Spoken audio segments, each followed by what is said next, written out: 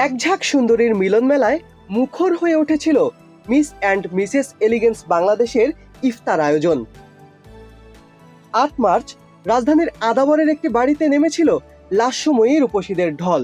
তারা নানা পদের খাবার তৈরি করে এনেছিলেন বাড়ি থেকে। ব্যাপারটা কিরকম ছিল, তাড়াহুড়া করে ইফতার করা বা একটা কাজের মাঝখানে? না, তাড়াহুড়া করে ইফতার বলতে গেলে আজকে যেহেতু একটা প্রোগ্রামে এসেছি আর অনেক মানুষজন অনেক আয়োজন করা হয়েছে, তো যার কারণে যে একটু তাড়াহুড়া থেকেই থাকে। বা সব কিছু মিলে আমি ভালোই আছি এবং সব কিছু ভালোই লাগছে আমার। সব মশার বিরুদ্ধে সুরক্ষা দিতে এলো বসুন্ধরা এক্সট্রিম অ্যারোসল, মশার বিরুদ্ধে এক্সট্রিম সুরক্ষা। তানিশা, ইলারা জান্নাত, স্পর্শিয়া মিম, বন্যা ও সাদিয়া জাহান সহ প্রথম রাউন্ডে ইয়েস কার্ড প্রাপ্ত সুন্দরীদের একাংশ উপস্থিত ছিলেন ইফতার আয়োজনে।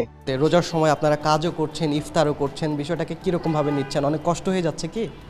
আসলে এটি একটি জায়গা যেখানে আমরা সবাই একসাথে জার্নি করছি এবং এখানে সবার সাথে ইফতার করলাম, ভীষণ ভালো লাগলো। এখানে প্রত্যেকে সবার সাথে খুব আনন্দ করলাম, খুবই ভালো লাগলো। এবং সেই জায়গা থেকে এখানে যখন আমি নিজেকে জড়িয়েছি, এটি আমার একটি পরিবারের মতো। নারীরা বলতে গেলে বর্তমানে পরিবারে না, সমাজে, অর্থনীতিতে এবং রাজনৈতিক অবস্থাতেও কিন্তু সব জায়গায় অবস্থান করছে।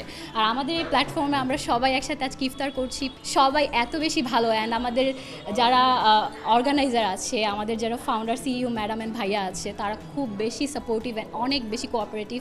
মলি ম্যাম আছে, আমাদের ইকবাল স্যার আছে, জায়ান ভাইয়া আছে, আমাদের যারা অর্গানাইজার আছে বা আমাদের সিনিয়র যারা আছে, তাদের সাথে একত্রিত হয়ে ইফতার করা, তাদের সাথে নিজের হাতে রান্না করা কিছু শেয়ার করা, প্রত্যেকের সাথে মিলেমিশে ইফতার করাটা, আই থিঙ্ক এটা কোনোদিন আসবে কিনা জানি না, তবে এটা আমার জীবনে এসেছে।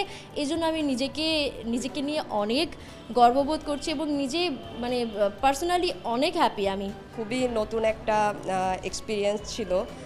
সবাই আমরা অনেক খাবার এনজয় করেছি। সবারই কিছু না কিছু নিজের হাতের রান্না করা সবাই আমরা ট্রাই করেছি। পুরো আয়োজনে নিজেরাই নিজেদের খাবার পরিবেশন করেছিলেন সুন্দরীরা।